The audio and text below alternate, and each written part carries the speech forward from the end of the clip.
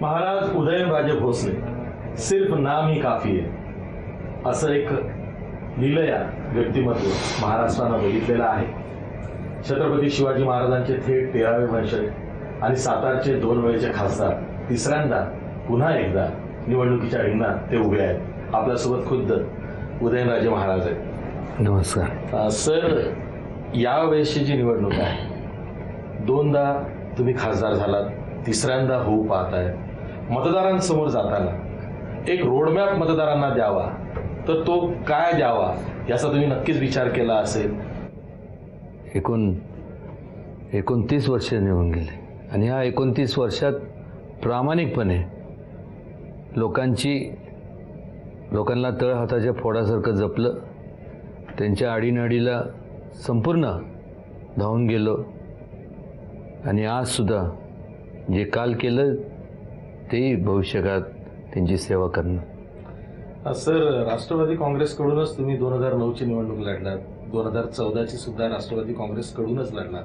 मध्यंतरी भाजप तुमच्यापर्यंत अप्रोच झालं किंवा मुख्यमंत्र्यांची अशी इच्छा आहे की उदयनराजेंना भाजपच्या कंपूत घ्यावं अशी चर्चा आली होती. कारण ज्या पद्धतीने अनेक काँग्रेसच्या घराण्यांचे वारसदार हे भाजप टिपले, तुमच्यापर्यंत कधी भाजपनं येण्याचा प्रयत्न केला?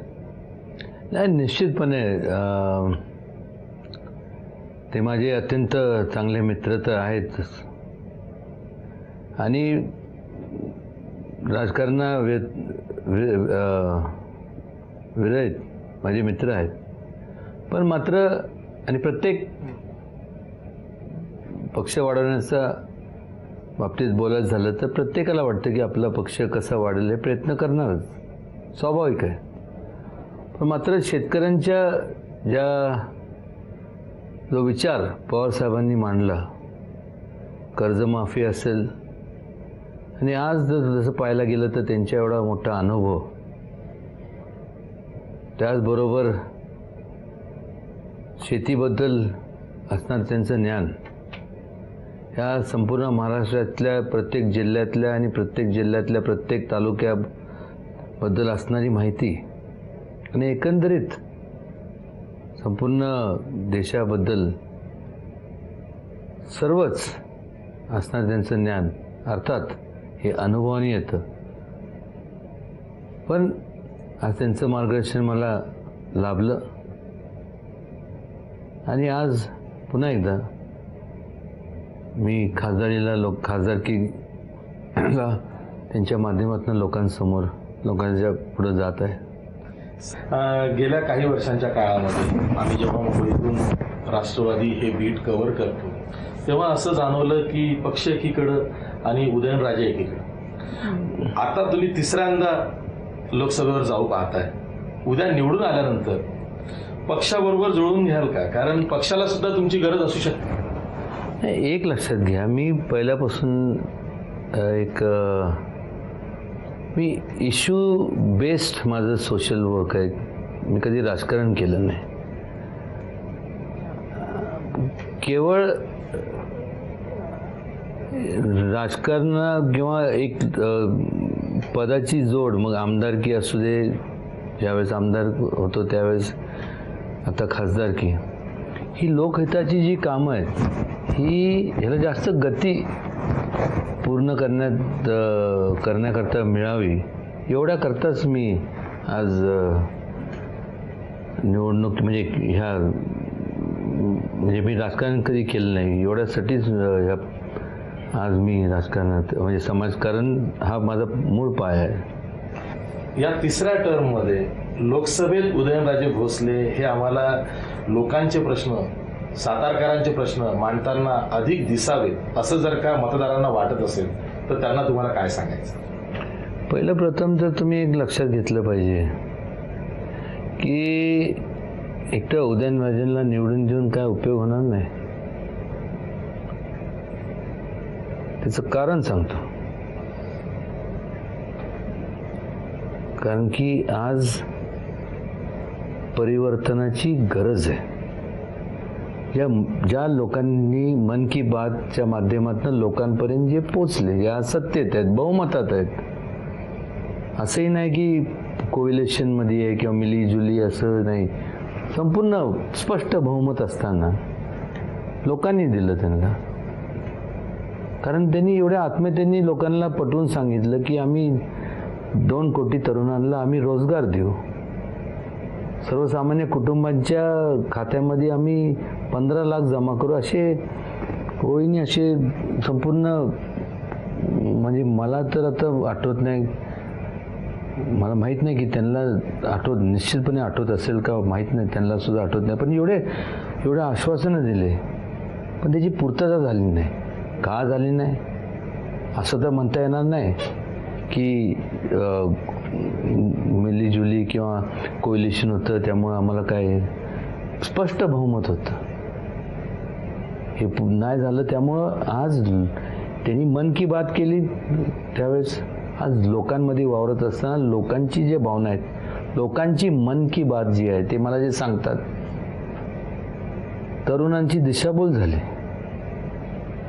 मी करेसो कायदा, मी सांगल ती पूर्व दिशा, ही लोकशाहीला अभिप्रेत नाही नसल्यामुळं आज नेमकं उलट चक्र त्यांनी आपल्याला पाहायला मिळते. या 4.5 वर्षाच्या कालावधीमध्ये संपूर्ण जे विकेंद्रीकरण झालेलं होतं त्याचं केंद्रीकरण झालं, सत्तास्थानं एकवटली गेली आणि आज लोकशाही नावापुरती शिल्लक आहे.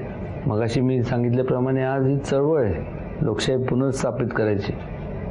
हुकुमशाही करणार काय, बोलणार कोण? देशाची संपत्ती विकायचा अधिकार दिला कोणी? आणि दिली विकली तर ह्या मूळ ज्या त्यांच्या जवळचे जे काय कोण बिझनेस हाऊसेस आहेत त्यांना, म्हणजे अशी पूर्वी ईस्ट इंडिया कंपनी जशी आता बिझनेस इंडिया कंपनी, आज ह्या लोकांची जी संपत्ती आहे, नाव घेऊन कोणाला मी मोठं करण्याइतपत मी काय म्हणजे मी त्यांना काय एवढं मोठं समजत नाही. पण आज ही लोक आर्थिकदृष्ट्या एवढी त्यांची आर्थिक संपत्ती एवढी झाली की आज या देशाचं जेवढं बजेट आहे त्या बजेटपेक्षा जास्त यांची संपत्ती झाली. आणि आता उरलं सुरलं आता पाणी. उद्या आता तुम्हाला माहिती आहे तरुण मुलं तर एवढे सेल्फी असं घेणार तसं घेणार सेल्फी. उद्या यांनी परत कोणाबरोबर ते एखाद्या नदीबरोबर जर समजा करार केला तर होणार काय होणार सांगा? उद्या सेल्फी काढल्यानंतर पहिलं ते म्हणणार की पहिलं तुम्ही आमच्या नदीबरोबर फोटो काढला त्याचे पैसे द्या, मग तुमचं तुम्ही बिलाचं बघा. म्हणजे थोडंसं विचार करणं म्हणजे केला पाहिजे. तुम्ही तरुणांमध्ये तरुण तुमच्याकडे आकर्षित होतात आणि जर का या निवडणुकीचं एक वैशिष्ट्य असं आहे की फर्स्ट टाइम वोटर्स जो नव मतदार आहे तो आणि तरुण वोटर्स, यंग वोटर्स यांची संख्या प्रत्येक मतदारसंघामध्ये फार जास्त आहे. ती सातारमध्ये सुद्धा असेल. तरुणाई तुमच्यापर्यंत येते की तुम्ही तरुणाईपर्यंत जाण्यासाठी वेगवेगळे फंडे? नाही, फंड काय, मी त्यांना तेच सांगितलं. एक लक्षात घ्या, मी काय बाकीचं वेगळं सांगत नाही. त्यांच्या मनात जे आहे ते मी बोलतोय फक्त. मला काही नको. मी नेहमी सांगत असतो माझ्यासाठी मला मतदान करू नका, पण तुम्ही तुमचं स्वतःचं हित बघणार आहात का नाही? तुम्ही स्वतःचं हित बघितलं. आज तुमच्याकडे डिग्री आहे पण आज तुमच्याकडे जर हे नसेल तर आज यांची मानसिकता तरुणांची काय? ठीक होतं, लहान होतं, आई वडिलांकडून आपण पैसे घ्यायचो. आज जेव्हा तुम्हाला लहानाचं मोठं केल्यानंतर आज पैसे घ्यायला कसं म्हणजे आपल्याला मागताना सुद्धा आपल्याला कसं तरी वाटतं. नैराश्य येत नाही आणि मग वाम मार्गाला लागल्यानंतर आउट ऑफ म्हणजे डिप्रेशनमुळं कोण जबाबदार? कोणी काही पण म्हणू दे, पण आर्थिक अडचणीत आहे. मला माहीत नाही काय, पण खरोखर दिवाळखोरीच्या उंबरठ्यावर सत्तांतराची गरज आहे. परिवर्तन, सत्तांतर शिवाय गत्यंतर नाही. कारण की त्याशिवाय हे धोरणं बदलले जाणार नाही. जोपर्यंत धोरण म्हणजे हे अन्यायकारक जे लोकहिताच्या विरोधातले जे काय घेतलेले जे काही निर्णय आहेत हे जोपर्यंत बदलले जात नाही तोपर्यंत प्रगती होणार नाही. तर जी रशियाची अवस्था झाली ती या भारताची होणार. सर, तुमच्या बोलण्यात कायम तरुण हाच विचार येतो. पण तरुण रक्ताला राजकारणात वाव देताना सुद्धा घराण्यांचेच वारसदार निवडले जातात. माझा रोख हा पार्थ पवार यांच्या उमेदवारीला घेऊन आहे. एक लक्षात घ्या, मी माझ्यापासूनच सुरुवात करतो ना, बाकी जर लांब राहिलं.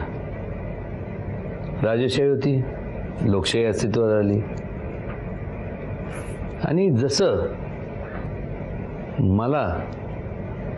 मी समाजकार्याला मी सुरुवात केली, मला वाटतं जसं तुम्ही आता पत्रकारिता करता, तुम्ही आता नाव कमवलंय, तुम्हाला जसं वाटतं की आज माझा मुलगा पुढे जाऊन त्यांनी जर्नलिझम करावं, भाग वेगळा आहे त्याचा पर्सनल लेवलवरती, किंवा माझ्या मुलांनी काय करावं तो, पण आग्रह नेहमी राहणार की तुम्ही केलेलं तुमचं जे काय अनुभव आणि तुम्ही कमवलेलं नाव त्याचं त्याला बेनिफिट मिळावं. तसं एखादा डॉक्टर असला त्याला वाटतं, शेवटी डिसिजन घेणारे ते लोक आहेत. त्यामुळं घराणेशाही आणि हे आता बोलण्यात ह्याला अर्थ राहिला नाही, कारण लोक जेव्हा मतदान करतात ते कार्य बघून मतदान करत असतात, आणि प्रत्येकाला वाटतं ना की आपला मुलगा त्या क्षेत्रात पुढे आला पाहिजे. जसं मला वाटतं, तुम्हाला वाटतं, तर त्यांना वाटणं स्वाभाविक आहे. आणि एका कुठल्या कुटुंबाला झिरो डाऊन करण्यापेक्षा असे अनेक कुटुंब आहेत.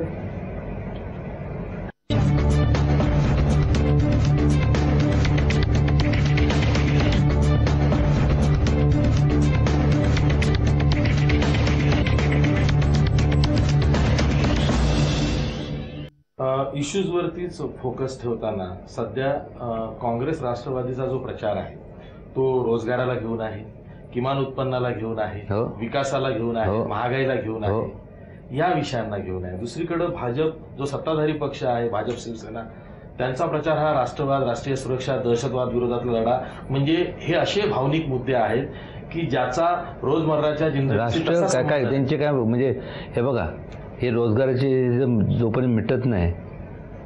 तुम्ही एक लक्षात घ्या, एक इंग्लिशमध्ये एक म्हण आहे, हां, आर्मी त्यात सगळं आलं, म्हणजे नेव्ही, एअरफोर्स जे काय असतं सगळं, तिन्ही arm forces. Army doesn't walk on it's legs, army walk on it's stomach. पोटच जर रिकामं असलं आणि तुम्हाला त्राणच राहिलं नाही, तुम्ही पुढं पाऊल टाकणार कसं? तुमचं त्राण जाणार, तुम्ही उपासमारीने मरणार.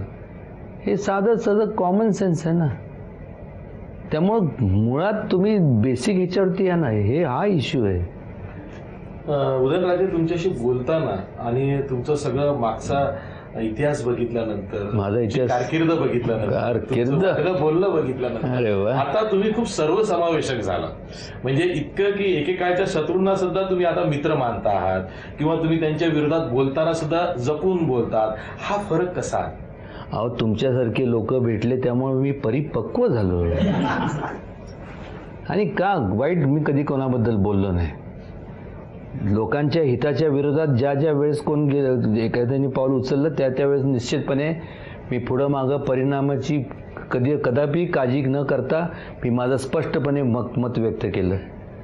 आणि आता जे दिसतंय, जे परिणाम, जे होणारे परिणाम आहेत त्याच्याबद्दल मी बोलतोय. मी कुठल्या व्यक्तीच्या विरोधात द्वेष असायचं मला काय कारणच नाही ना. आपण इश्यूजवरती मी बोलत असतो. इश्यू बेस्ड माझं संपूर्ण सोशल लाईफ आहे आजपर्यंत. इश्यू बेस्ड मी पॉलिटिक्स करतो. कोण काय करतं, कोणी काय घातलं, कुठले कपडे घातले, मला काय घेणं देणं नाही. चांगले कपडे घाला, चांगलं छान दिसा, मला काय त्याचे घेणं देणं. अनेकांनी हिंमत पण कधी केली नाही. पण सातारच्या एका कार्यक्रमात, मला वाटतं कराडचा तो कार्यक्रम होता, त्या कार्यक्रमात शरद पवारांनी तुमच्या कॉलरला हात लावला. तेव्हा तुम्हाला राग येण्याऐवजी तुम्ही भारावून गेलात किंवा गदगद झाला? नाही, भारावून गेलो. एक प्रकारची शाबासकी मिळाली मला. कारण की वडीलकीच्या नात्याने त्यांनी असं नाही केलं, त्यांनी असं केलं. हो, त्यांनी असं केलं नाही. एक लक्षात घ्या, असं केलं.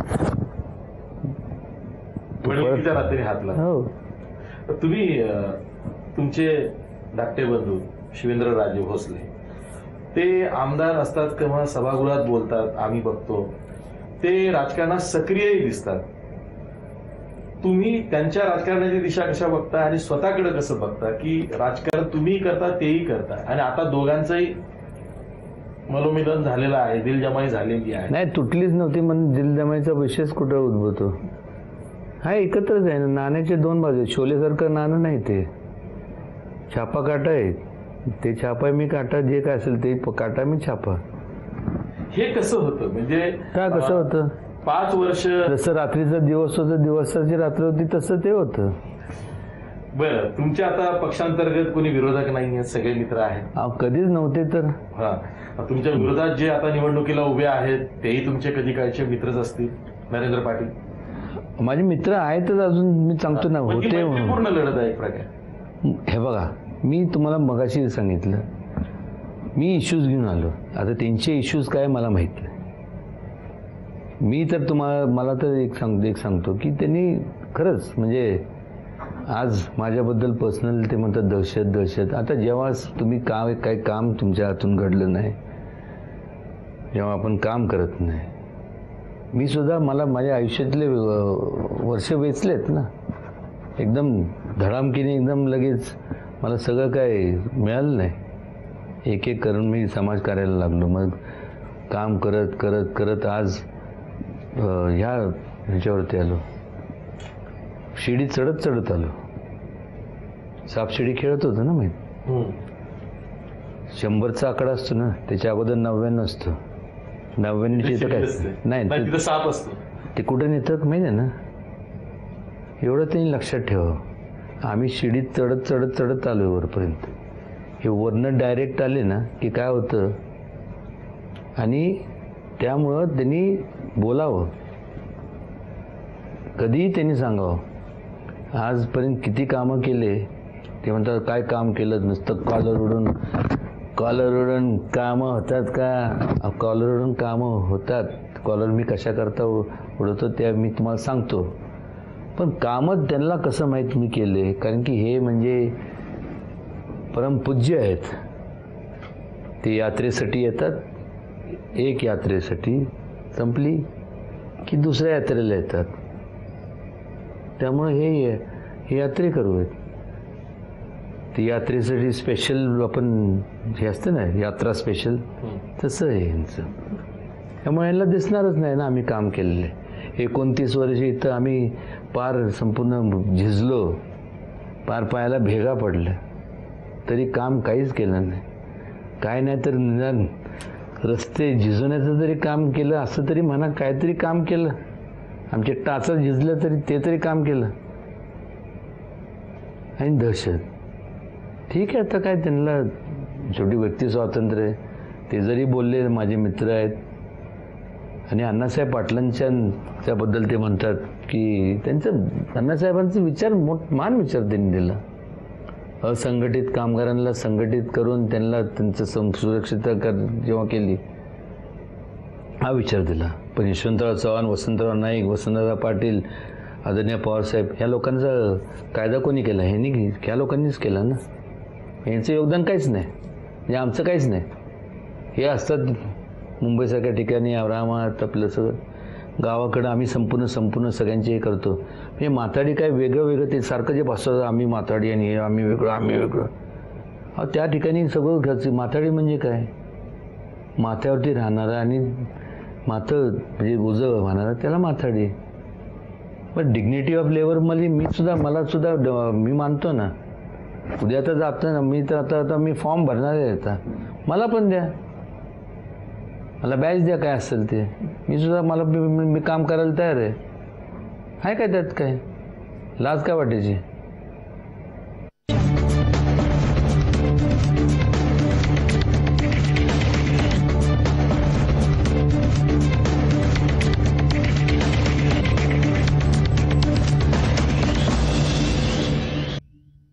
सर, तुम्ही खूप वेगवेगळे डायलॉग बोलता.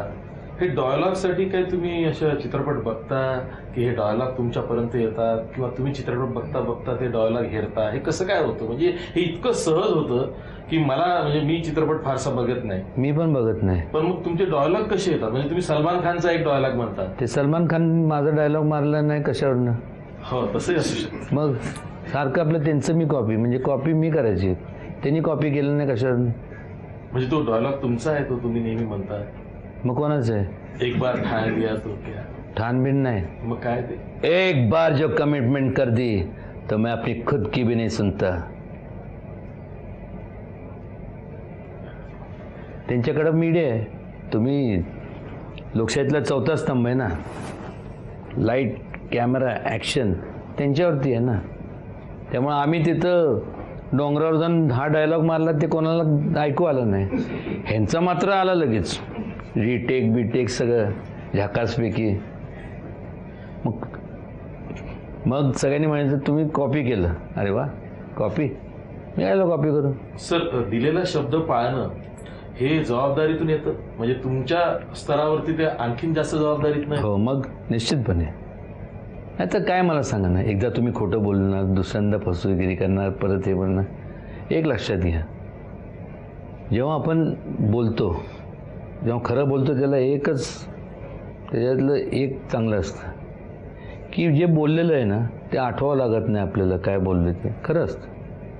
तेव्हा आणि आपण जेव्हा आश्वासन देतो, जसं आज अनेक आश्वासन दिले गेलेत सत्तेतल्या लोकांनी, आता त्यांना किती आठवतात मला माहीत नाही, आणि लोकांना पण आठवत नाही. आणि त्यामुळे लोकांनी संपूर्ण निर्णय घेतलाय. जर का राष्ट्रवादीच्या वाट्याला सत्ता आली समजा यंदा आणि मंत्रिपद आली, नाही मंत्रिपद पक्षाने तुम्हाला विचारलं तर तुम्ही मंत्रिपद स्वीकाराल का? नाही, मला मंत्रिपद आणि ह्याच्यात काय जास्त स्वारस्य नाही.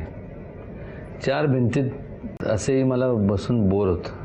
त्यापेक्षा लोकांचे पर्यंत जाऊन पोचून जास्तीत जास्त काम फील्ड वर्कवरती जास्त माझं इंटरेस्ट आहे, आणि ते मी करत राहीन. आहेत लोकशाहीमध्ये अनेक तज्ज्ञ माझ्यापेक्षा लोक आहेत, करतील. रयतेसाठी काम करायचं. हो, रयतेसाठी करणार. हे होते उदयनराजे भोसले. रयतेसाठी काम करायचं आहे. छत्रपतींचा जो वारसा त्यांना मिळालेला आहे तो आणखीन लोकांपर्यंत न्यायचा आहे. पदं येतात जातात हे त्यांना माहिती आहे, त्यामुळे पदात सारस्य नाही असं ते ठामपणे म्हणालेले आहे.